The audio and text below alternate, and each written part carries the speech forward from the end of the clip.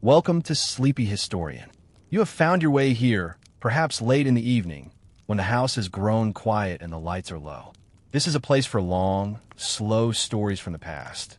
Stories told softly, without hurry, so that you can listen as long as you wish or drift away whenever sleep arrives.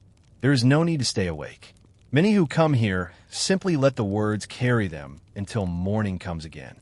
Tonight, we will spend time far from any modern comfort, high in the mountains of the American West during the gold rushes of the 19th century.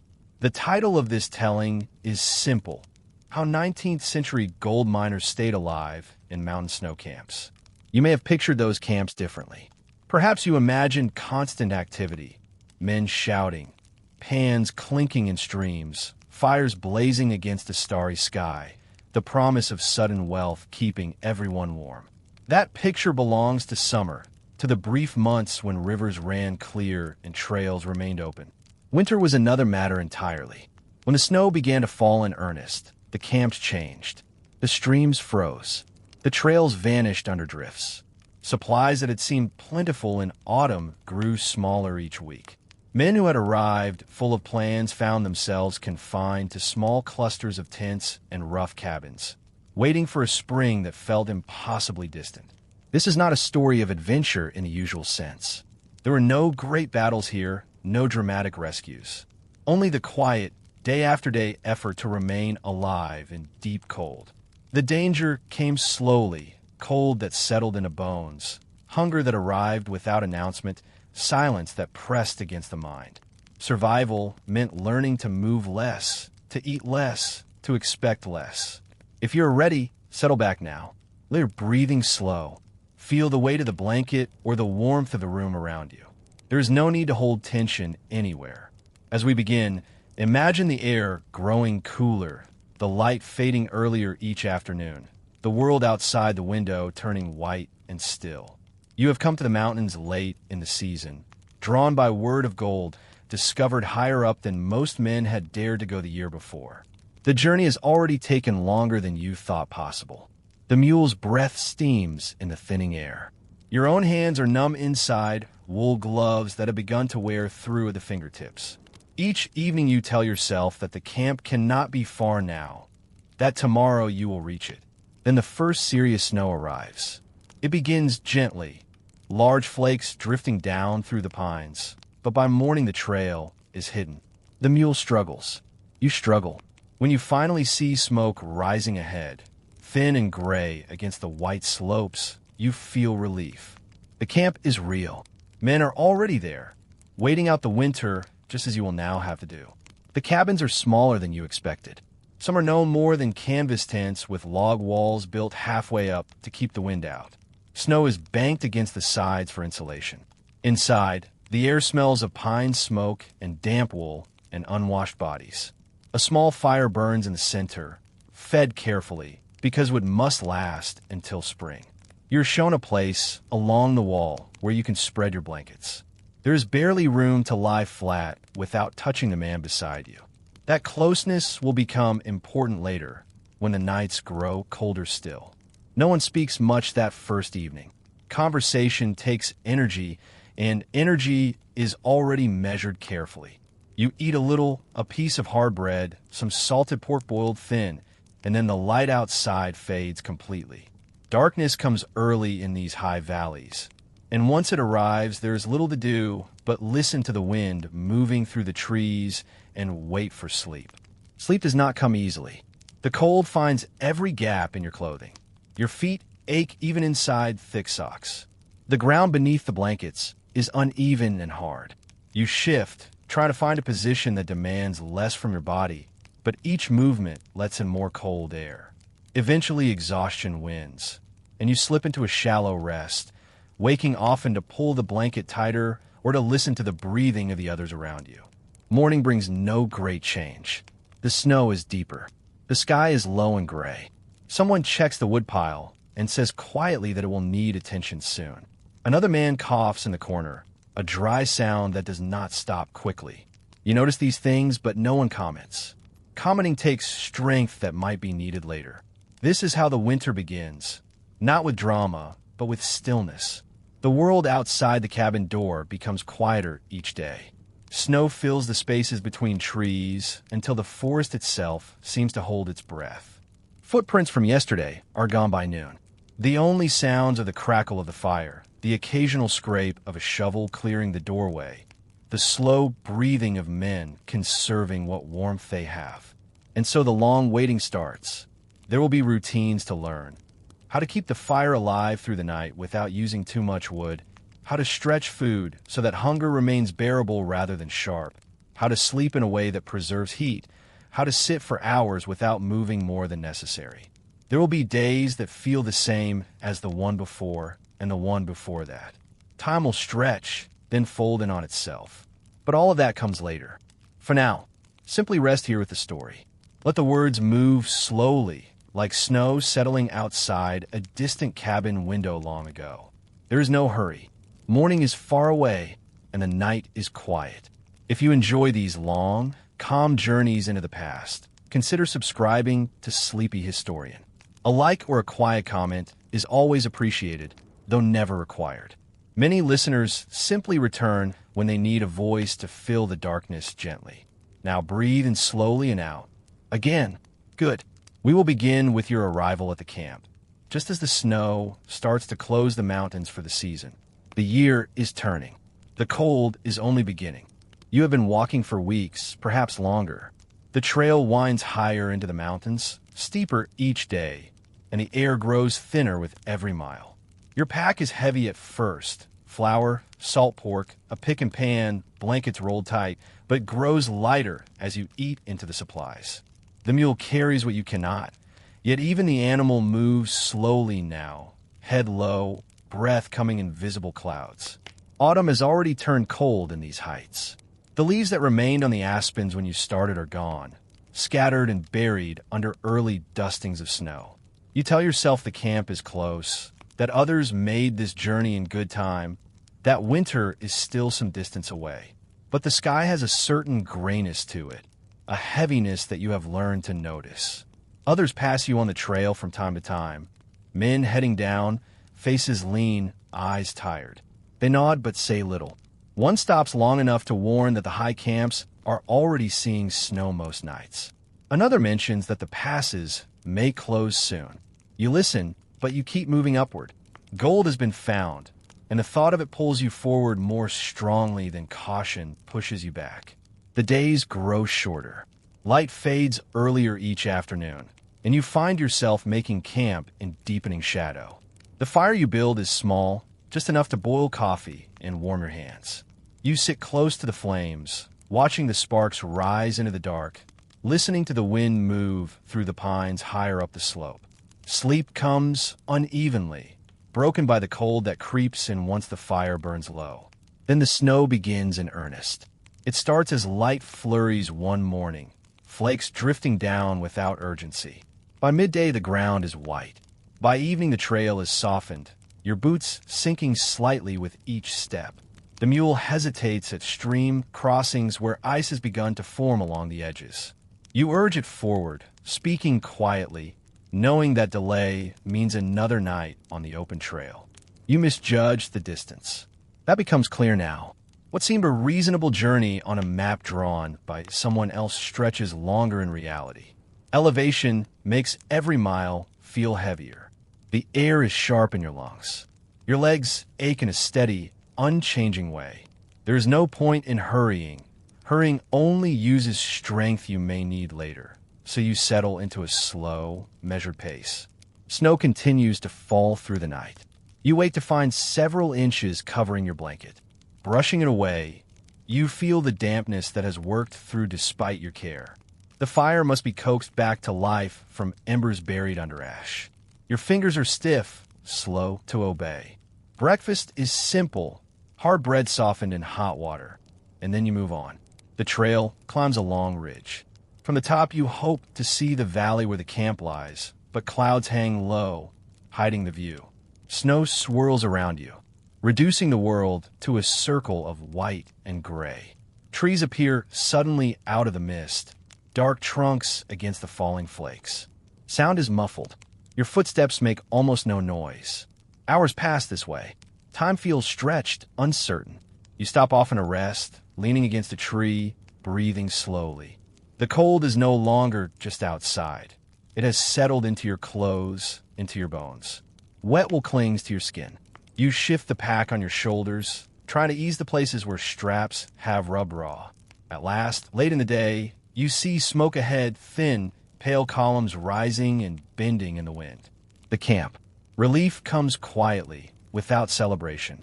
You move toward it, step after careful step, the mule plodding behind. The first cabins appear through the snow. Low structures of logs and canvas, roofs already white, snow banked against the lower walls. Men move slowly between them, heads down, coats pulled tight. No one calls out a greeting. They simply glance up as you approach, then return to whatever small task occupies them. Chopping wood, clearing a path, tending a fire. You are directed to a cabin with room for one more. Inside, the air is thick with smoke and the smell of damp clothing. A small fire burns in a stone hearth at one end. Blankets line the walls where men sleep. Someone makes space for you along the back wall. You lower your pack with care, every movement deliberate now, conserving what energy remains. Outside, the snow keeps falling. The light fades early, as it has for days, but tonight there is no trail left to follow. The passes behind you are closing. The world has narrowed to this small cluster of shelters and the white slopes beyond. You sit near the fire that first evening, letting the warmth reach your hands and face. The feeling returns slowly, pins and needles in fingers and toes. Someone offers a tin cup of weak coffee. You hold it in both hands, grateful for the heat more than the taste. Conversation is spare. Questions about the trail below, brief answers. No one asks why you came so late in the season. Night settles completely. The wind picks up, moving around the cabin walls, finding small gaps to whistle through. You spread your blankets in the space allotted, close to the man beside you. The ground is hard beneath a thin layer of pine boughs. Cold rises from it steadily. Sleep comes in pieces. You wake often, aware of the breathing around you, the occasional shift of someone turning over, the soft crackle of the fire when someone adds a stick of wood. Snow taps against the canvas roof. The air inside grows colder as the night deepens. Morning brings no great change. The snow is deeper. The trail you followed yesterday is gone, smoothed over. You step outside briefly and feel the stillness of the valley. The way sound carries differently under heavy snow. No bird call. The pines stand silent. You have arrived, but arrival is only the beginning. Winter has already taken hold, and the mountains do not release their grip easily. The long waiting starts now, one day folding quietly into the next, survival measured not in miles but in nights endured. The cold arrives without announcement. One evening the air still carries a trace of autumn sharpness, bearable with a good fire and thick wool. The next night it changes.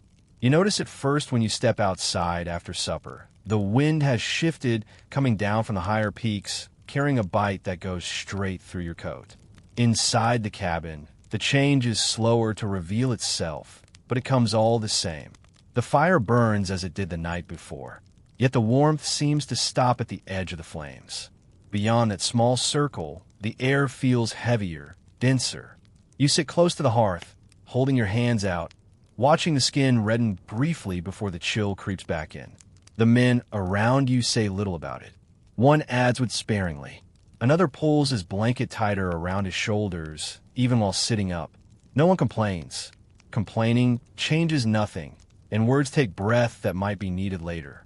You spread your blankets in the same place along the wall. The pine boughs beneath have already lost whatever softness they once offered. The ground beneath them is frozen now, hard as stone. You lie down carefully, trying to keep a layer of air trapped beneath the wool. At first it helps. Then the cold rises steadily, finding the small of your back, the backs of your knees, the places where the blankets touch the floor. Sleep is shallow from the start. You drift for a while, then wake to find your feet numb inside the socks. You curl them, tuck them higher under the blanket, closer to your body. The movement lets cold air slip in at the neck. You pull the collar higher, but the wool is already damp from your breath. Hours pass this way. The fire burns lower. Someone stirs to add a stick or two, moving slowly so as not to wake the others fully. The fresh wood catches, flares briefly, then settles into a steady glow. Faces around the cabin are half lit, eyes closed, breathing even. You listen to that breathing, steady and slow, and try to match it. Your own breath freezes on the edge of the blanket. In the dim light, you can see the frost forming, white crystals spreading where the moisture lands. The air itself feels thick with cold. Each inhale is sharp in the throat. You breathe more shallowly, conserving the warmth inside your chest. The cabin walls creak occasionally as the temperature drops further. Logs contract. Canvas flaps gently where it meets the roof. Outside, the wind moves through the trees with a low, constant sound. Not loud, but unending. Snow continues to fall, brushing against the roof in soft whispers. You shift position again, trying to find a place where the cold presses less. The man beside you does the same without waking fully. Bodies draw closer for shared warmth, though no one speaks of it. The closeness is practical, nothing more. Heat passes slowly from one to another through layers of wool and blanket. Toward morning, the cold deepens further. This is the quietest time, when the fire has burned lowest and the world outside holds its breath. Your hands, tucked under the blanket, grow stiff. You flex the fingers slowly, feeling the ache in joints that were fine only days ago. Feet are worse.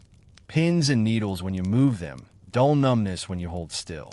You wake often, not from noise, but from the body's quiet protest. Each time you surface, you listen, the soft crackle of embers, the breathing of the others, the wind outside. Then you settle again, pulling the blanket over your head to trap what little warmth your own breath provides. Inside that small space, the air grows stuffy, but warmer. You stay there longer than you intend, emerging only when the need for fresher air grows stronger than the need for heat. No one sleeps deeply. That becomes clear over the first few nights. Men stir, cough quietly, shift position. Someone sits up to tend the fire, moving like a shadow in the low light. The flames rise a little, casting brief warmth across faces before dying back. You watch this ritual without comment, understanding it already. Clothing stiffens with frost overnight. In the morning, when faint gray light begins to show at the small window, you sit up slowly. Your coat, hung near the fire to dry, is stiff in places where dampness froze. Boots are worse, leather hard, laces difficult to work with numb fingers. You pull them on anyway, feeling the cold bite through socks that never truly dried. The air inside the cabin is thick with smoke and frozen breath. Crystals glisten on the lower logs where moisture has condensed and frozen. Someone opens the door briefly to let smoke escape, and a rush of even colder air sweeps in. You feel it across the floor, under the blanket still around your legs. These first nights teach you what the winter will demand. The cold is not an event. It is a condition, constant and patient. It waits for carelessness, for extra movement, for a moment when the fire is allowed to burn too low. Survival means meeting it with equal patience, moving only when necessary, keeping the fire just alive enough, sharing warmth without waste. You learn to lie still longer than feels natural, to breathe slowly, to accept the ache in feet and hands rather than spend energy fighting it. The body adjusts, though slowly. Numbness becomes familiar. Shallow sleep becomes enough. Outside, the snow deepens with each night. The world grows quieter. The cold settles in as a permanent guest, one that will not leave for months. And you, like the others around you, begin the long process of enduring it, one careful breath at a time. The days begin to settle into a pattern, though pattern is perhaps too strong a word. It is more a sameness, a quiet repetition that teaches you something new, the value of stillness. At first you move, as you always have, rising quickly when you wake, stepping outside to judge the weather, pacing the small space inside the cabin when restlessness grows. Each movement costs something. You feel it later in heavier limbs, in colder hands, in a deeper fatigue that sleep does not fully ease. The older men in the camp show a different way. They sit for long hours near the fire, backs against the wall, blankets draped over knees. They speak little. When they rise, it is only for necessity. Adding wood, fetching snow to melt for water, checking the cache of food buried outside. Then they settle again, motionless, eyes half closed.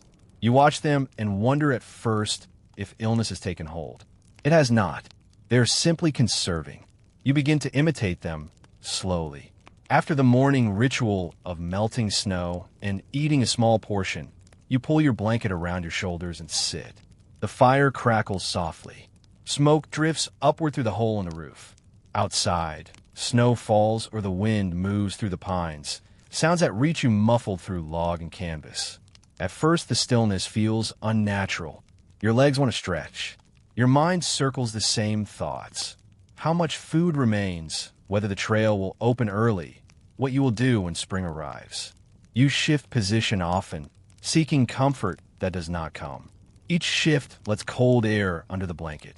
Each shift uses strength that will not return until tomorrow's meager meal. Gradually, you learn to sit longer without moving. You find a position that presses the least, back supported by the log wall, knees drawn up slightly, hands tucked inside the blanket sleeves. You breathe slowly, watching the rise and fall of your own chest. The ache in your feet eases if you do not flex them. The cold in your fingers becomes a steady dullness rather than a sharp complaint. Time passes differently when you stay still. An hour can feel longer, yet the day as a whole slips away unnoticed. Light at the small window shift from gray to deeper gray. The fire burns lower, then is fed again. Someone coughs quietly in the corner. Another stirs to turn over on his bedroll. Otherwise, silence. You notice small things you would have missed before. The way frost forms in delicate patterns on the inside of the canvas where breath has reached it. The faint creaking of the logs as temperature changes. The slow drip of melting snow from the roof edge when the fire warms the air briefly. These become points to rest your attention on, gentle anchors that keep the mind from circling too far. Conversation, when it happens, is brief and low. A question about the wood supply. A comment on the depth of snow outside. No one lingers on answers. Words take breath, and breath carries warmth away. You learn to listen more than speak, nodding when needed, letting silence return quickly. The danger of exhaustion becomes clearer with each passing day. One man goes out to chop frozen timber and returns slower than he left. Face pale, movements heavy. He sits without removing his coat and does not rise again until morning. Another helps a neighbor dig out a collapsed cache and pays for it with shaking hands that evening. You watch these lessons and understand. Effort must be measured against the long months ahead. Staying still preserves calories you cannot replace easily. Food is rationed now. Small portions morning and evening, nothing in between. Hunger sits in the stomach like a quiet weight, never sharp enough to demand attention, just present. Movement makes it worse. Stillness keeps it bearable. Mental adjustment comes more slowly than physical. The mind resists confinement at first. It wants plans, action, escape. You think often of the trail down the mountain, imagining it clear, picturing yourself walking it with a heavy poke of gold. Then snow falls again, deeper, and the thought fades. You learn to let thoughts come and go without holding them. Some evenings you sit watching the fire long after others have lain down. The flames burn low, red embers glowing beneath gray ash. You add a stick only when necessary, watching it catch, feeling the brief wave of warmth on your face. The cabin grows quieter. Breathing around you deepens into sleep. You stay awake a little longer, not from restlessness now, but from a kind of calm acceptance. Sleep itself changes. When you finally lie down, you arrange the blanket carefully, tucking edges under your body to trap heat. You lie on your side, knees drawn up, one hand under your cheek, the other inside the coat. Stillness carries over into rest. You move less during the night, waking only when the cold demands a small adjustment. The camp as a whole grows quieter. Footprints between cabins are fewer each day. Voices carry less far. Men spend more hours inside, sitting or lying conserving. The world outside narrows to the small circle of firelight. Snow fills every space beyond it, softening sound, softening time. You begin to feel the rhythm of this new way. Rise slowly, eat slowly, sit still, tend to fire only as needed, watch the light fade, lie down carefully. Repetition becomes its own kind of comfort. Each day survived is a small, unspoken victory. The silence deepens. Not emptiness, presence. The mountains hold their breath around you. And you, learning at last, hold yours a little longer too. The fire is everything. It is warmth, light, the means to melt snow, for water, the only way to soften food enough to eat. Without it, the cabin would become unlivable within hours. Yet the fire is also a constant worry, because wood is finite and the winter long. You learn this quickly. The woodpile outside, stacked high when the first men arrived in autumn, shrinks noticeably each week. Snow covers it now, a thick white mound that must be cleared before any log can be reached. Every piece taken must be replaced eventually, and replacing it means effort in deep cold. Drywood is scarce from the start. The pines around the camp are tall and straight, but winter has coated them in ice and snow. Fallen branches lie buried. Standing trees must be cut, and cutting frozen timber is slow work. The axe bites reluctantly, sending chips flying like brittle glass. Sawing is worse, teeth clogged with ice, progress measured in inches rather than feet. 2 or 3 men go out together when the supply runs low. You join them one morning, coat buttoned tight, scarf wrapped across your face. The air outside burns in the lungs. Each breath draws in sharp cold that lingers in the chest. Boots sink deep in snow with every step, making each lift heavy. The chosen tree stands a short distance from the cabins, close enough to drag logs back, far enough that falling it will not threaten shelters. You take turns swinging the axe. The handle is cold, even through gloves, numbing the palms. Shock travels up the arms with each strike. Bark flies away in frozen shards. Sap has hardened. The wood resists. Hours pass this way. The tree leans, creaks, finally falls with a muffled crash into deep snow. Limbs are trimmed slowly. The trunk is sectioned into lengths that one man can carry. By the time the work ends, hands are stiff, backs ache steadily, breath comes in labored puffs. The pile grows only a little for all that effort. Back at the cabin, you stack the fresh wood near the door to dry as best it can. Green wood burns poorly, filling the air with smoke, giving little heat. It must sit inside for days, weeks if possible, before it will catch properly. Most of what you burn now is what remained from autumn. Season logs carefully saved for deepest winter. Inside, the fire is never allowed to go out completely. Embers are guarded through the night. Someone wakes every few hours to feed it just enough to keep it alive. You take your turn, sitting up in the dark, blanket around your shoulders, adding one stick at a time. The fresh wood hisses, steams, then catches. Flames rise briefly, warming your face, then settle again into steady glow. Smoke is constant. The chimney hole in the roof is small. Wind shifts and pushes smoke back down. Eyes water. Throats grow raw. You learn to sit low, where the air is clearer, or to turn your face away when adding wood. Coughing spreads easily in close quarters, a dry sound that lingers. The fire itself becomes a rhythm. Build it higher in early morning to melt snow and warm the cabin briefly. Let it burn moderate through the day, enough for warmth but not waste. Bank it low in evening so it would last through the long night. Each stage is measured, discussed quietly if at all. You sit close to it for hours, feeling the heat on one side of your body while the other remains cold. You turn slowly, like meat on a spit, presenting first the front, then the back, then the sides. Hands held out, palms open, until skin reddens too much, then tucked away again. Boots placed near, but not too near, close enough to thaw, far enough to avoid scorching leather. What becomes the main topic when men do speak? How much was used yesterday? How many days remain at current rate? Whether another trip out is needed soon. No one raises voice or argues. Decisions are made slowly, by general quiet agreement. Some nights the wind howls stronger, driving cold through every crack. The fire burns faster then, hungry for fuel. You feed it more often, watching the pile beside the hearth shrink visibly. Sleep is broken repeatedly. You lie listening to the wind, calculating how many nights remain if the storm continues. Risk balances comfort. A larger fire means warmth now, but danger later. A smaller one means cold tonight, but safety tomorrow. Most choose caution, letting the cabin grow chill rather than burn wood too quickly. Blankets are pulled tighter. Bodies draw closer on the floor. You learn small tricks, placing flat stones near the fire to hold heat longer, banking embers carefully under ash to slow burning, arranging logs to catch quickly without waste. Every small saving matters. Every unnecessary flame is regretted later. The smell of pine smoke settles into clothes, hair, blankets. It becomes familiar, almost comforting. When you step outside briefly, the clean, cold air feels strange by contrast. You return quickly to the smoky warmth, settling again near the low flames.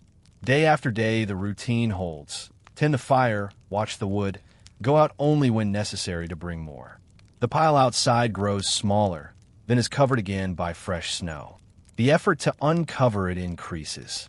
Strength wanes slowly with shorter rations and broken sleep.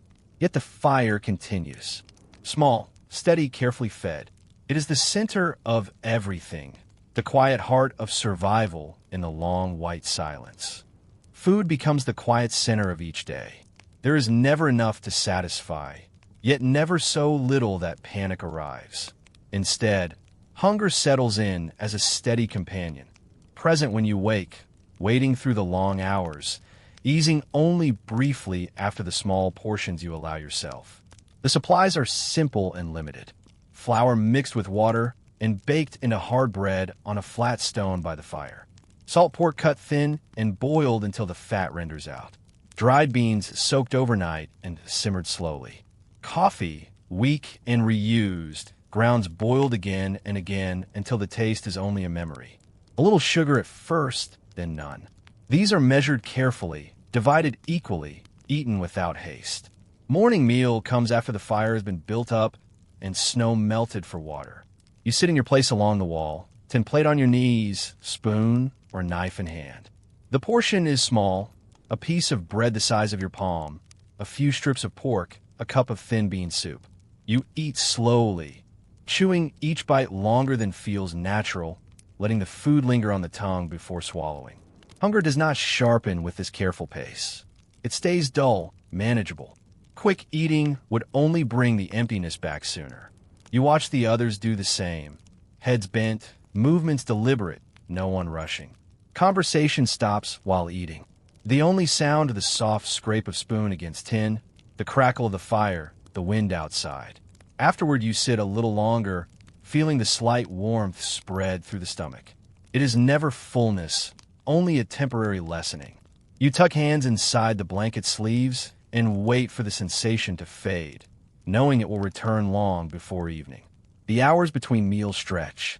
You occupy them with stillness, watching the fire, listening to the muffled sounds outside, letting thoughts drift without holding them.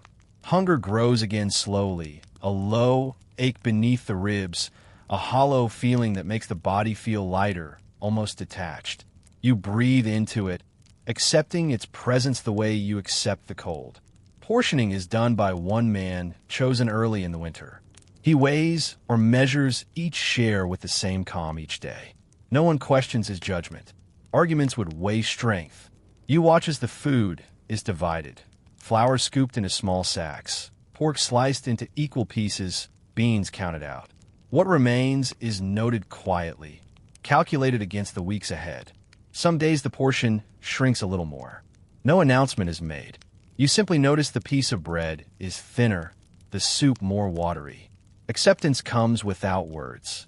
The body adjusts again, hunger becoming a deeper but still bearable note. Chewing becomes ritual. Hard bread is soaked in hot water or coffee until soft enough to manage. Each mouthful is worked slowly, teeth grinding steadily, saliva mixing to draw out whatever flavor remains. Beans are chewed until they almost dissolve. The act takes time, 10 minutes, 20, stretching the small meal into something longer. You learn to savor small things. The faint saltiness of pork fat, the earthy warmth of beans, the bitterness of coffee that still carries a trace of comfort. Taste grows sharper with scarcity. A crumb missed on the plate is noticed and retrieved. Nothing is wasted. Waiting between meals teaches patience. The mind circles food at times, remembering plentiful tables far away, imagining spring gardens or summer game. But you let the thoughts pass. Dwelling only sharpens the edge. Instead, you focus on the fire's glow, the pattern of frost on the window, the slow breathing of the man beside you. Evening meal mirrors morning, only smaller.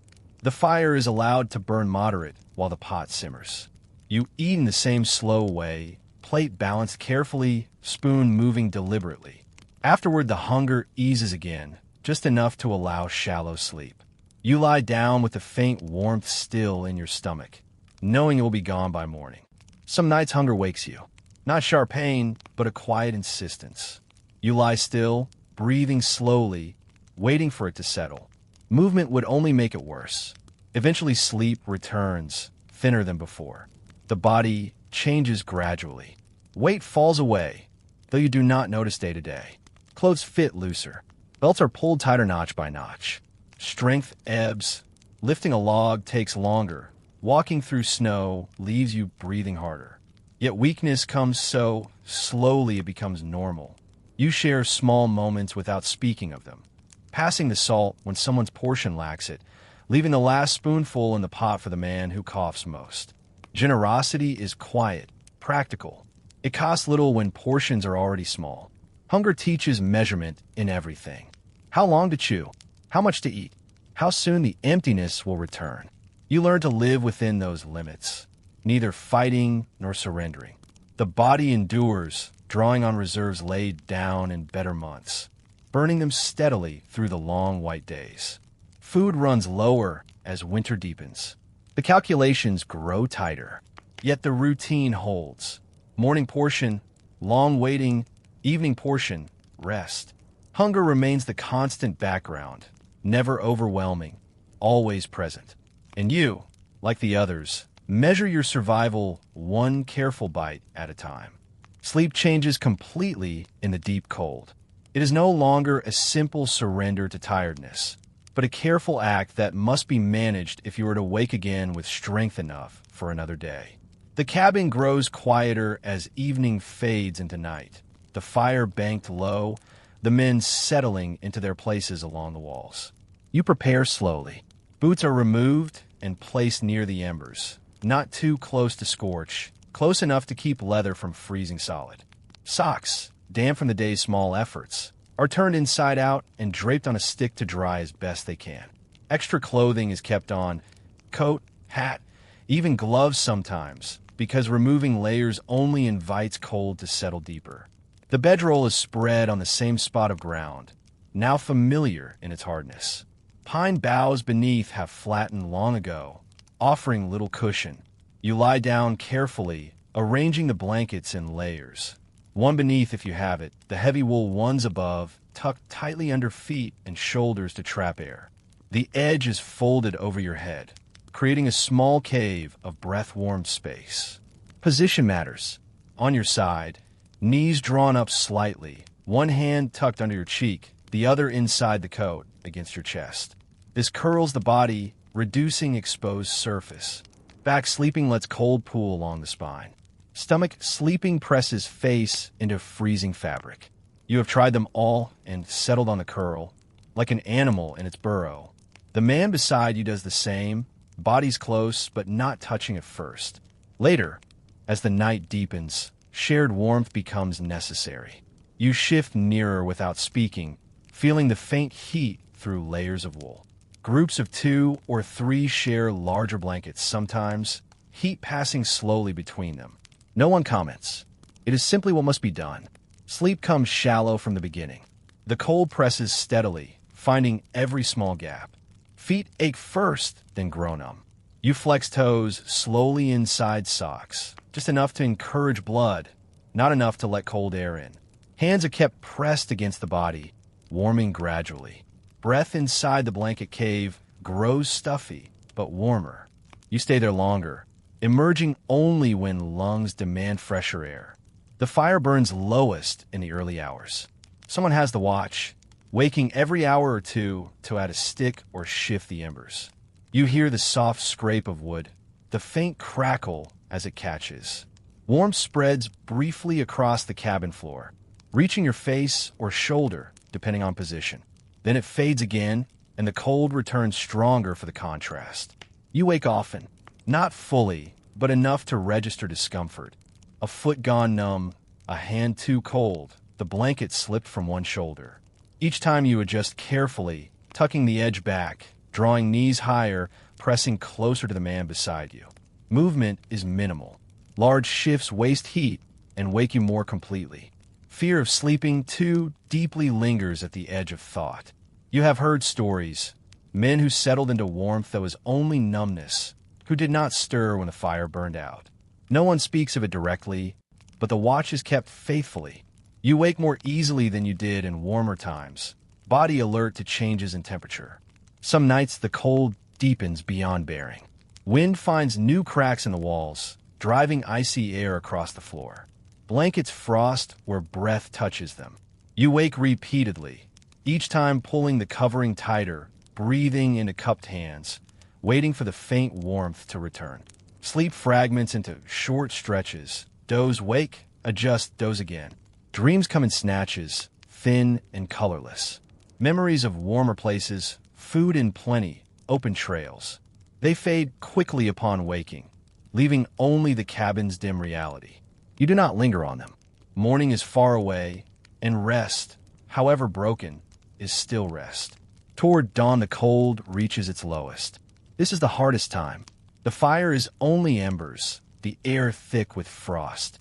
Breath freezes instantly on blanket edges. You lie curled tightly, waiting for the first gray light at the window, for the man on watch to build the fire higher. Until then, stillness is everything. Some do not wake as easily. You notice it over weeks. A man sleeps longer, stirs less, breathing slower. No alarm is raised. The body takes what rest it can. Strength returns or it does not. You watch without comment, understanding the balance. Shared warmth saves effort. Bodies close together hold heat longer. You feel it in the morning, waking less stiff, hands less numb when slept near another. Alone in a corner would be colder, though no one chooses isolation. The cabin's small space becomes advantage. Extra measures appear over time. Heated stones wrapped in cloth placed at feet, though fuel limits this. Extra socks layered, though dampness worsens. Hats pulled low over ears. Each small trick is adopted quietly, passed by example. Sleep becomes part of the rhythm. Prepare carefully, lie still, wake often, adjust minimally, drift again. The body learns to rest in pieces, gathering strength in small doses. Deep sleep is rare now, a luxury from another season. Shallow rest suffices, kept alive by caution and closeness. And so the nights pass, one careful breath after another, one small awakening after another, until faint light returns and the fire is fed once more. The days begin to feel the same. You wake to the same dim, gray light filtering through the small, frosted window, the same low embers in the hearth, the same quiet breathing of the men around you. The fire is built up slowly, snow melted for water, the small morning portion eaten in the same measured way. Then stillness returns, and the hours stretch ahead identical to those that came before. Outside, snow falls, or the wind blows, or both together. Some mornings the sky is low and heavy, flakes drifting steadily all day. Others it clears briefly to a pale sun that gives no warmth, only a cold white glare off the snow before clouds close in again. The world beyond the cabin door remains white and silent, unchanged. You sit in your place along the wall, blanket around your shoulders, watching the fire or the patterns of frost on the canvas. Time passes without markers. There are no errands to run, no claims to work, no trails open for travel. The camp has become an island, cut off by drifts deeper than a man is tall. Footprints made yesterday are smoothed away by evening. Conversation grows rarer. When words come, They're soft and brief. A comment on the wood supply, a question about how another feels. Answers are short. Silence is easier. It takes no energy. The mind drifts instead, settling on small things. The way smoke curls upward, the faint creak of logs settling in the cold. The slow drip of meltwater from the roof when the fire warms the air a little. Light fades early each afternoon. The gray at the window deepens to darkness without transition. The fire's glow becomes the only illumination, casting long shadows across the low ceiling. You watch the flames burn lower, then add a stick when necessary, feeling the brief warmth on your face before it settles again into steady embers. Hunger is constant now, a familiar hollow.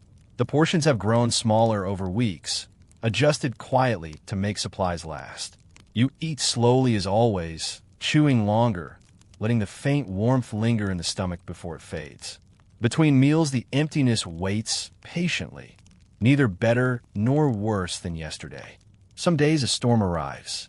Wind howls around the cabin walls, finding every crack, driving fine snow through gaps. The canvas roof flaps gently.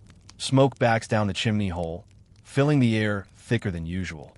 You sit lower, eyes watering, breathing shallow. The cold presses harder on storm days, as if the mountain itself leans closer. Yet even storms pass without changing anything. When the wind dies, silence returns deeper than before. Snow is higher against the door. The woodpile needs digging out again. But the routine remains. Tend the fire, eat the small share, sit still, wait for night. You notice the sameness in small ways. The same ache in the same joints each morning. The same frost patterns reforming on the same spots of canvas. The same man coughing in the same corner, the sound dry and unchanging. Time blurs. One day folds into the next without edges. Sleep fragments in the same pattern. Curl tightly. Wake often to adjust the blanket. Drift again. Dreams, when they come, repeat older themes. Warmer places, open trails, food in plenty. Then fade into the cabin's dim reality. You wake to the same cold, the same low fire, the same quiet. Watching light fade becomes a daily ritual. You sit facing the small window as afternoon grays deepen. The pines outside grow indistinct, then disappear. Snow continues falling or holds still under low clouds. No birds move. No sound carries from farther down the valley. The world has paused. Waiting without expectation settles in. At first, the mind resisted, counting days until thaw, imagining signs of spring. Now those thoughts come less often. You let them pass without holding. What will come when it comes. Until then, there's only this day, this hour, this slow breath. Some men sit with eyes closed for long stretches, not sleeping, simply resting the mind. You try it sometimes. The darkness behind eyelids is quieter than the cabin shadows. Thoughts slow, then stop. Stillness deepens. When you open your eyes again, little has changed. The fire crackles softly, a constant low note. Someone shifts position across the cabin. A log settles in the hearth with a faint pop. Otherwise, silence. The air smells of pine smoke and wool and the faint salt of unwashed bodies. Familiar smells, unchanging. You measure time now by small repeated acts. Adding wood when embers burn too low, sipping weak coffee from the same tin cup, turning slowly to warm the other side by the fire. Each act is deliberate, unhurried. There is nowhere to go, nothing pressing to do. Blizzards blur days together completely. You wake uncertain if it is morning or still night. Snow against the window blocks light. The wind's howl is the only clock. Meals come when the pot is ready. Sleep when tiredness wins. One storm lasts 3 days or 4. Counting loses meaning. When it clears, the snow is deeper, the cold sharper. The sky is a hard pale blue for a few hours, sun low and distant. You step outside briefly, feeling the air burn in the lungs, seeing the vast, white silence of the valley. Then back inside to the fire's small circle. Days without change become weeks. The body adjusts to the rhythm. Less food, less movement, less thought. Strength ebbs steadily, but so slowly it feels normal. Weakness is simply the new condition, like cold or hunger. And still the routine holds. Wake slowly, eat slowly, sit still, watch the light fade, lie down carefully. One day the same as the last, the next the same again. Survival narrows to this quiet sameness, endured one unchanging hour at a time. Weakness arrives so slowly that you scarcely notice its beginning. One morning your hands shake a little more when lifting the coffee cup. The next week, rising from your bedroll takes longer, legs unsteady for a moment before strength returns. You tell yourself it is only the cold, only broken sleep, only the small portions. The body is adjusting, nothing more. Others show the same signs. A man who once chopped wood steadily now pauses often, leaning on the axe handle to breathe. Another sits closer to the fire than before, blanket pulled higher, eyes half closed even during the day. No one comments directly. Comments take energy, and energy is precious. Coughs begin to linger. What started as a dry throat from smoke deepens into a persistent sound, low and steady, worse at night. You hear it across the cabin, the same rhythm night after night. Someone coughs until breath runs short, then lies back exhausted. The sound spreads quietly, one man, then another, then most. Throats raw, chest tight, but fever rarely comes. The cold keeps illness slow. Frostbite warnings appear on hands and feet. Fingers grow white and waxy at the tips after brief time outside. Toes lose feeling even inside socks. You learn to watch for it. Numbness that does not return quickly when warmed, skin that stays pale. A man rubs his hands together near the fire longer than usual one evening. The next day the tips are darker. He keeps them tucked inside sleeves after that, moving less. Strength ebbs day by day. Carrying a log from the pile to the hearth leaves you breathing harder. Shoveling snow from the doorway takes 2 rests instead of 1. You sit more, rise less. The body conserves without asking permission. Muscles soften under layers of clothing. Belts pull tighter again. Some stay in their bedrolls longer each morning. They eat sitting up, plate balanced on knees, then lie back without speaking. Sleep stretches through the day in shallow stretches. You watch from your place along the wall, noting who stirs less, who coughs more deeply. No alarm is raised. The process is quiet, patient. Illness takes hold gradually. A chill that does not leave after warming by the fire. A weakness that settles in the limbs and stays. Breathing grows shallower. One man stops eating his full portion, leaving half the bread untouched. Another turns his face to the wall when the pot is passed. You feel it in yourself as well, the steady draining away. Hands thinner, wrists sharper under the cuffs. Cheeks hollower when you catch a rare glimpse in a tin plate's reflection. Hunger no longer sharpens. It simply remains, a constant note beneath everything else. The cabin grows quieter still. Fewer words, fewer movements. Men sit or lie in their places, eyes open or closed, waiting through the long hours. The fire is tended by those who can still rise easily. Others watch from their bedrolls, grateful for the warmth without the effort. Loss comes without announcement. One morning a man does not sit up when the fire is built higher. His breathing has slowed through the night, shallower with each hour. By midday it stops. Someone notices the silence where coughing had been. Blankets are pulled higher. No one speaks of it directly.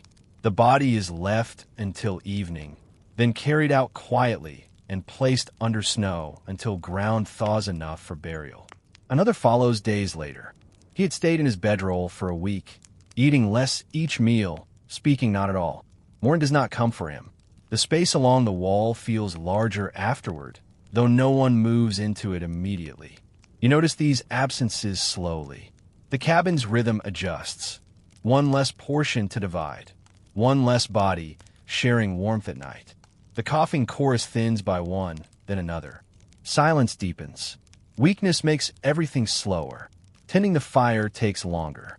Melting snow for water is done in smaller pots. Food preparation stretches over hours.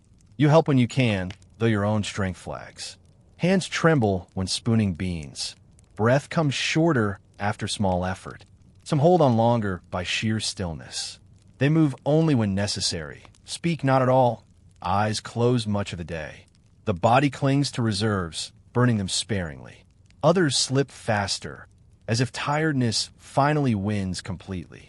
You lie awake some nights listening. Breathing around you varies, steady from some, ragged from others, absent from a corner that was occupied yesterday. The wind outside continues its low song. Snow falls or holds still. The fire burns low, embers glowing faintly. No drama accompanies the losses. No cries, no urgent efforts. Only quiet acceptance. The mountains take their toll patiently, one night at a time. Those who remain adjust again. Closer together for warmth. Smaller portions shared among fewer. Silence deeper than before. Your own body feels the pull. Limbs heavier each morning, cold deeper in the bones. You sit still longer, rise less often. Hunger fades to a distant hum. Sleep calls more strongly, though broken as always. The cabin holds its remaining few through the long, unchanging days. Illness and weakness work slowly, quietly. Loss arrives without warning, noticed only in retrospect. And endurance narrows further. One careful breath, one quiet hour, one still night at a time. The nights grow longer than the days now, or so it feels. Darkness settles early and lingers. The faint gray light at the window brief and pale. You measure survival in smaller pieces. 1 hour of stillness, one careful feeding of the fire, one shallow sleep until morning arrives again. Evening comes quietly. The last meal is eaten slowly, the pot scraped clean, plates set aside. The fire is banked low for the long hours ahead. You sit a little longer, watching the flames die to embers, feeling the cabin cool steadily around you. Then you lie down in the familiar place, arranging blankets with the same deliberate care. The ritual is simple and repeated. Curl on your side, knees drawn, hands tucked close to the body. Blanket pulled over your head to trap breath's faint warmth. Body close to the man beside you, sharing what little heat remains. You listen as the others settle, the soft rustle of wool, the slow, breathing beginning, the occasional cough echoing in the quiet. Cold deepens quickly once the fire burns lowest. It rises from the ground, presses through the walls, settles over everything like a weight. You feel in the feet first, then the legs, then everywhere. Numbness spreads slowly. You flex toes now and then, just enough to keep blood moving, not enough to let cold air in. Small personal rituals mark the hours. You listen to the wind outside, steady or gusting, always present.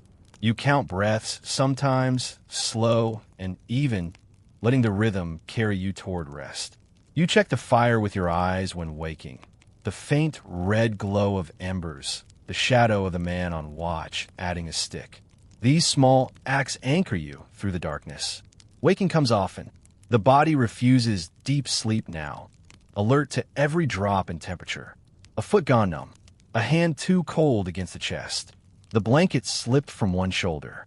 Each time you adjust carefully, tucking the edge back, drawing closer for shared warmth, breathing into cupped hands until feeling returns faintly. You hold on by staying still.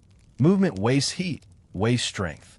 You lie motionless longer than feels possible, accepting the ache, the numbness, the slow creep of cold. The mind drifts to small things. The pattern of frost inside the canvas. The smell of pine smoke lingering in wool. The soft sound of snow settling on the roof. Listening becomes a comfort. The breathing around you. Some steady, some labored, some absent where a space opened days ago. The wind moving through pines far up the slope. The faint creak of logs contracting in the cold. These sounds fill the silence without demanding anything. Some nights you open your eyes in the deep dark and watch the embers. They glow red, then fade to ash gray, then brighten briefly when air shifts. You wait for the man on watch to stir, to add with sparingly. The brief flare warms your face across the cabin. Then darkness returns, softer for the moment. Personal rituals grow, simpler over time. A slow flex of fingers inside the sleeves. A quiet shift to ease pressure on one hip, breathing deeply into the blanket cave until the air grows stuffy and warm. These small acts are enough to mark passing time, to remind the body it still endures. You think less now? Thoughts come and go without grasping. Memories of warmer places surface briefly, then fade. Plans for spring feel distant, unreal.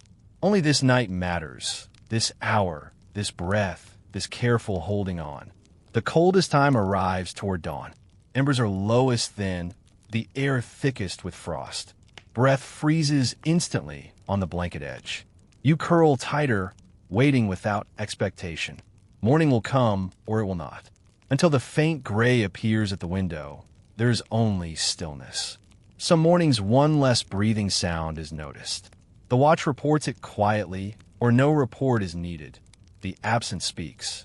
Blankets are adjusted. The day begins with one less portion to share. You accept it without words, turning attention back to the fire, to the slow melting of snow for water. Holding on becomes automatic. The body knows the routine. Conserve heat, accept cold, wake often, adjust minimally. Strength is measured in nights survived, not an effort made. You lie in the dark, listening, waiting, enduring one small moment at a time. Rituals sustain you. Checking the embers with a glance. Listening for the wind's change. Breathing slowly until sleep returns in fragments. These quiet acts carry you through until light returns, pale, cold, but present. The cabin holds its remaining few this way. Nights stretch, cold deepens, weakness grows. Yet morning arrives again, faint and gray. The fire is fed, water melted, the small portion eaten. And you, still here, hold on through another night. One careful, quiet breath until dawn. The coldest weeks arrive without warning. One morning the air feels sharper when you open the door a crack, the kind of cold that burns the lungs with the first breath. The sky is clear for once, a hard pale blue, but the sun hangs low and distant, giving light without warmth. Snow glitters cruelly under it, reflecting the chill back upward. Inside the cabin the change is immediate. The fire, built as high as wood allows, struggles to push warmth beyond its small circle. Walls that once held some heat now radiate cold steadily. Frost thickens on every surface, logs, canvas, even the stones around the hearth. Breath freezes in long crystals on blanket edges and beard hairs. You sit closer to the embers than before, blanket wrapped tight, knees drawn high. The heat reaches your face and hands, but back and feet remain numb. Turning slowly helps a little, presenting one side, then the other to the flames. Still, the cold penetrates everything deeper each day. Movement grows rarer. Rising to fetch water or add wood leaves you trembling afterward, breath short. You wait longer for someone else to do it, or do it yourself only when necessary. The body has learned the cost of effort in this cold. Strength spent now may not return. Cold penetrates clothing as if layers have thinned. Well, that once held warmth now feels damp and heavy with frozen moisture. Boots stiffen faster after removing them at night. Socks freeze if left too far from the fire. You keep everything closer, even while sleeping. Coat on, hat on, gloves tucked inside the blanket. The air itself feels thicker, harder to draw in. Each breath is deliberate, shallow to avoid the burn. Numbness settles in fingers and toes for longer stretches. Warming them by the fire takes patience, rubbing slowly, holding near but not too near the flames. Skin tingles sharply as feeling returns, sometimes painfully. Days shorten further. Light at the window is brief and weak, sunrise late, sunset early. Most hours are spent in shadow or full dark. The fire's glow becomes the only reliable light, low and red, casting long faces across the walls.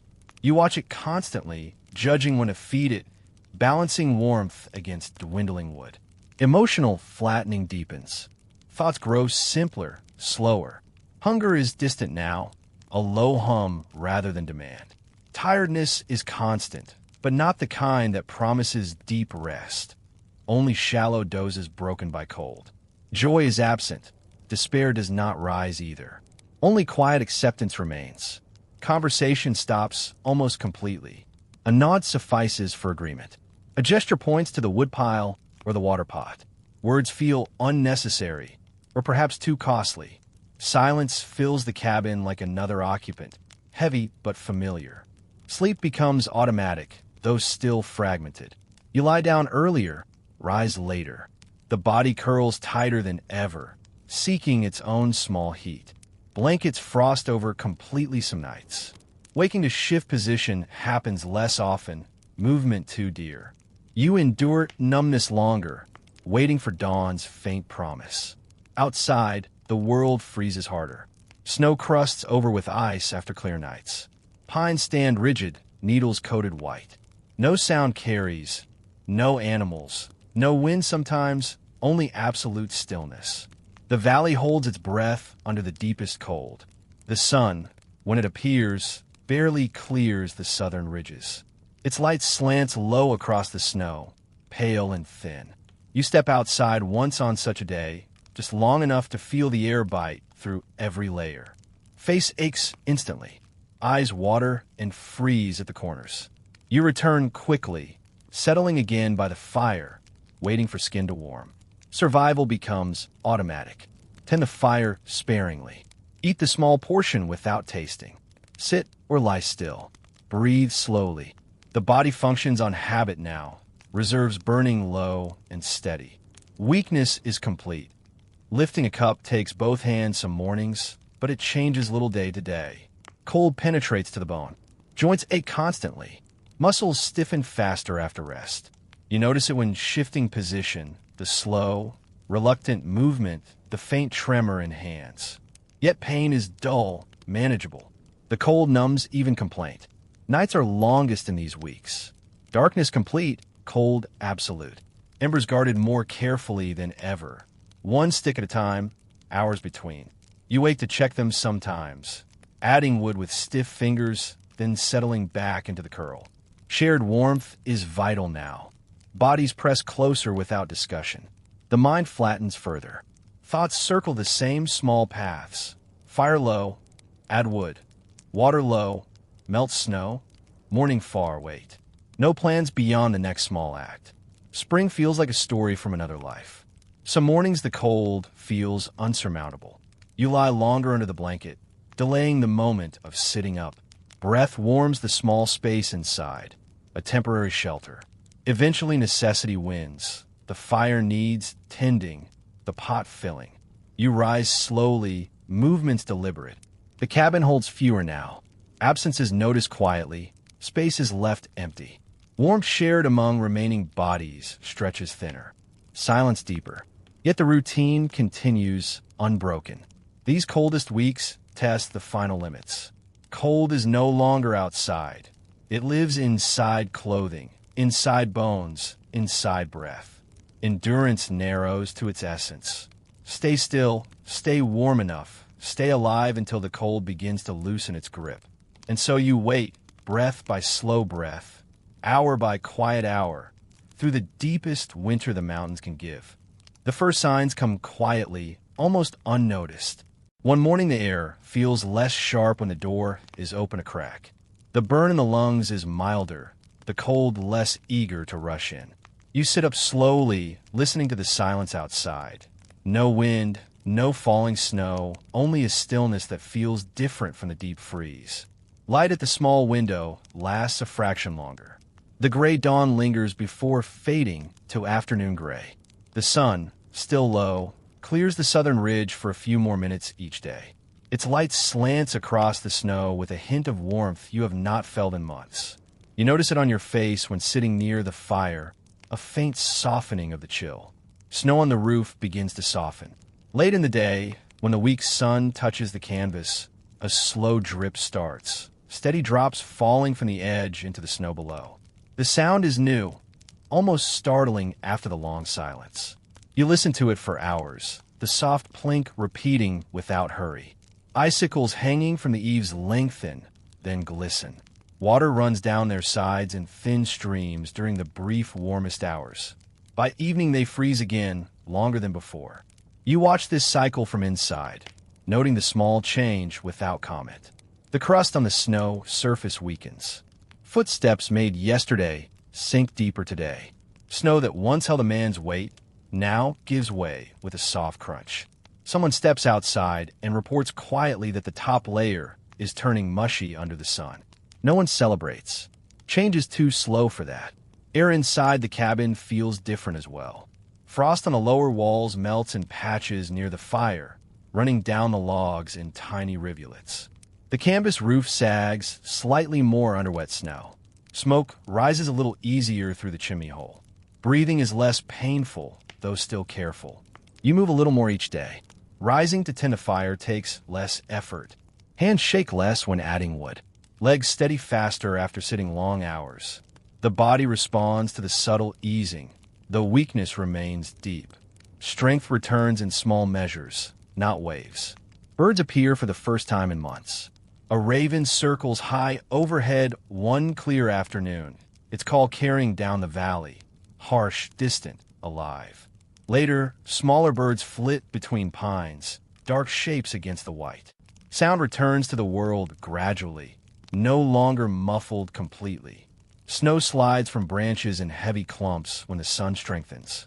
You hear the soft thump outside, feel the faint vibration through the cabin wall. Pines stand darker now, needles emerging as snow drops away. The forest breathes again, slowly. Water becomes easier to gather.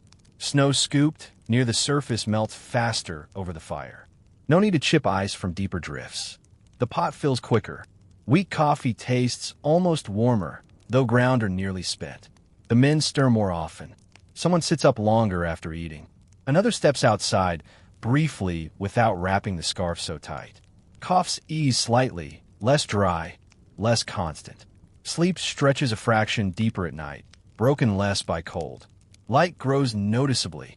Afternoons hold a pale brightness that lingers. Shadows inside, the cabin shift farther across the floor. You watch the patch of sunlight move slowly from one wall to another, marking time in a way the winter never allowed. Snow against the door settles lower. The bank drifts shrink day by day, exposing more of the lower logs. Someone clears the doorway without needing to dig as deep. The world outside feels closer, less sealed away. Increased movement comes cautiously. A short walk between cabins to check the woodpile. A pause outside to feel the air on the face. No one ventures far. Strength is still limited, weakness still present. But the body tests its edges again, carefully. No celebration marks these changes. Words remain few. A nod when someone mentions the drip from the roof. A quiet comment on the birds. Expectation stays measured. Winter has broken men's hopes before with false thaws. You watch the signs without attachment. The sun's warmth touches skin directly one day. You sit near the open door briefly, coat unbuttoned, feeling the faint heat on your hands. It is weak, almost imaginary after months of nothing, but real. Skin tingles slightly, not from cold returning, but from something softer. Nights remain cold, though less absolute. The deepest hours still demand tight curling and shared warmth.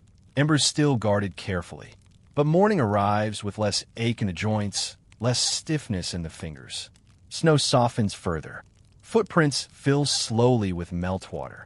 The ground beneath begins to show in patches. Dark earth, old pine needles, rocks long buried. Water runs in thin streams down the slopes, disappearing under deeper drifts. The valley awakens gradually. Sound carries farther, distant thumps of sliding snow, the occasional crack of ice on a hidden stream. Pines drip steadily. The air smells different, carrying a faint wetness instead of frozen dryness. You feel the shift inside as well. Hunger sharpens a little, a sign the body expects more. Tiredness lifts fractionally. Thoughts reach farther than the next small act. Spring feels possible again, though still distant. Cautious optimism settles without words. Men sit facing the window more often. Someone repairs a bootlace that has waited months.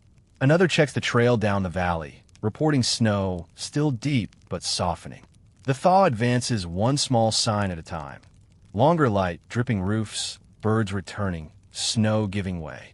No hurry, no certainty yet, only quiet watching, careful movement, the slow return of possibility. And so you wait, enduring a little less each day, as the mountains begin, almost reluctantly, to release their grip. The trail opens slowly. One morning someone walks farther down the valley and returns to say the snow has settled enough to bear weight in places. Streams run openly now, cutting channels through the drifts. The passes are still deep, but passable with care. Word spreads quietly. No excitement, only quiet preparation. You begin readying yourself the same way. Boots are checked for wear, laces mended with whatever twine remains. The pack, empty for months, is brought out and dusted off. Blankets are folded smaller, tools wrapped carefully. What little food is left is divided into small bundles for the journey down. Bodies are weakened. Legs tremble after short walks between cabins. Backs ache from long stillness. Hands like their old steadiness. You move deliberately, testing strength with each small task. Lifting the pack, tying a knot, walking a short distance outside. Rest follows quickly. Quiet departures start. One man leaves first, early in the morning when the crust is firm. He nods to those remaining, shoulders his light pack, and walks down the valley without looking back. Footprints mark the snow behind him, deep at first, then shallower as the trail firms. Others follow over days. No group sets out together. Strength varies, paces differ. Two men leave one afternoon, supporting each other briefly at the start. Another waits for a clearer day, then goes alone. You watch from the doorway, feeling the faint warmth of sun on your face. Your own turn comes after more rest. The cabin is nearly empty now. Only a few remain, waiting for fuller strength or choosing to stay for late claims. You pack the last of your belongings slowly. The worn pan, the pick head wrapped in cloth, the thin blanket that served through the winter. Stepping outside feels strange. Air is softer, carrying the smell of wet pine and earth. Snow is pulled back from the lower logs, revealing mud and old needles. Water runs everywhere in thin streams. Pines drip steadily. The world sounds alive again. Distant birds, the rush of meltwater, your own footsteps crunching on softening snow. The trail down is longer than memory allowed. Snow bridges over streams sag underweight. You step carefully, testing each patch. Legs tire quickly. Breath comes shorter on uphill stretches that barely rise. Rest stops are frequent, sitting on a log, drinking from a cold stream, feeling the sun on your face longer than caution once permitted. Weakened bodies protest the effort. Muscles cramp after hours of walking. Feet blister inside boots that fit differently now. Hunger returns sharper with movement, though rations are small. You eat sparingly along the way, chewing slowly as in the cabin, stretching each bite. The valley widens gradually. Snow thins to patches in shaded places. Grass shows green in open spots. Trees bud faintly higher up, though leaves are weeks away. The air warms degree by degree with descent. Heavy coat becomes too much. You carry it over one arm. Camps left behind fade from thought. The small cluster of cabins, half collapsed under snow weight, roofs sagging, doors open to the wind. Some will be used again next season, others abandoned as claims played out. No one returns to close them properly. The mountains reclaim quietly. You walk alone most days. Others are ahead or behind, paces uneven. Occasional meetings happen at stream crossings. Brief nods, shared water, quiet word about the trail ahead. No lingering. Each has his own distance to cover. Lower valleys bring more change. Rivers run loud and brown with melt. Trails firm into mud. Flowers push through in sheltered spots, small, unnoticed. Birds are common now, calling for branches. The world feels larger, less closed in. Strength returns slowly with use. Legs steady over days. Breath deepens. Hands grip tools without trembling as much. Food, though still scarce, satisfies a little more with movement. Sleep at night, under open sky or in abandoned shelters, comes deeper than in months. Quiet departures leave no triumph. No gold weighed heavy in pokes for most. Claims worked briefly in summer yielded little against the winter's cost. Some carry small dust, enough for passage home. others nothing but the clothes worn through. The mountains fall behind gradually. Ridges soften, valleys widen, trees grow thicker. Snow disappears completely at lower elevations. Mud gives way to dust on old wagon tracks. Settlements appear. First a lone cabin with smoke, then clusters of buildings, voices carrying on warmer air. You reach the edge of the high country one afternoon. The trail levels, pines give way to open slopes. Behind, the peaks stand white and distant, sunlight glinting off remaining snow. You pause briefly, feeling the softer wind, the easier breath. Then continue downward. Survival ends without ceremony. No gathering to recount the winter, no shared relief. Men scatter to different trails, different towns, different lives. The camps empty one by one, left to the slow melt and returning animals. Your own steps lighten as elevation drops. The coat is tied around the waist now. Sun warms skin directly. The body, though marked by the months, thinner, stiff in places, slower to mend, carries you forward steadily. The long confinement fades into memory. Cold nights, low fires, quiet waiting, all recede like the snow itself. Ahead lies whatever comes next, uncertain as the winter once was. You walk toward it without hurry, one careful step at a time. The mountains stand quiet now, far behind you. The high valleys have returned to their ancient stillness, snow melting into streams, pines shedding the last of winter's weight, the small abandoned camps settling slowly under new growth. What happened there lingers only in memory, and even memory softens with time. You are here, in warmth that once seemed impossible. The room around you holds steady heat, rising easily from pipes or vents or a fire that needs no guarding. Blankets are light, chosen for comfort rather than survival. Light stays long into the evening at the touch of switch. Food waits in plentiful quiet, no longer measured grain by grain. All of it is luxury, though it feels ordinary now. The body has forgotten the ache of constant cold, the hollow waiting for the next small portion, the careful counting of breaths through the longest nights. Strength has returned without announcement. Hands steady, legs sure, breath deep and easy. The winter that tested every limit has released its hold. There is no triumph in having endured. Those who came down from the mountains carried little to show for it. No heavy pokes of gold for most. No stories told loudly in saloons. Survival was quiet, day by day, night after night, until the snow gave way. Those who remained behind left no markers. The mountains keep their own counsel. You may think of them sometimes, late in the evening when the house is still. The low glow of embers, the slow breathing of men conserving warmth, the long silence broken only by wind or the soft addition of a stick to the fire. It feels distant now, like something read in an old letter rather than lived. Warmth is a gentle thing when it is certain. You feel it in the air around you, in the weight of a blanket that does not need tucking, in the ease of breathing without frost in the lungs. Light lingers as long as you wish. Food restores without ration. Sleep comes whole, not in careful fragments. All of it was absent for months in the high camps. The difference is not dramatic. It is steady, constant, taken for granted until memory brings the contrast. Then you notice the quiet luxury of a room that holds heat without effort, of a night that does not demand vigilance, of a morning that arrives without the slow struggle to rise.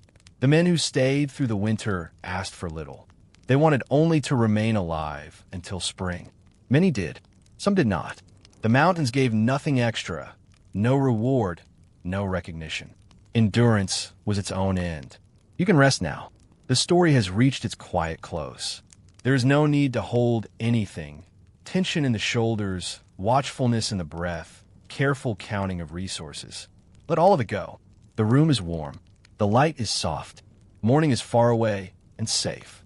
If these long, slow journeys into the past have helped fill the quiet hours, consider returning to Sleepy Historian whenever you need a calm voice in the darkness. A subscription or a like is appreciated, though never necessary. Many listeners simply come back when a night feels long. Breathe slowly now. In and out. Feel the ease of it. No sharpness, no visible cloud, no need to measure. Again. Good. The fire burns low in memory only. Here, warmth is certain. Silence is safe. Sleep, when it comes, can be deep and unbroken. Let the distant mountains keep their snow and their silence. You are here, in comfort that asks nothing of you. Rest as long as you wish. Morning will come gently. Good night.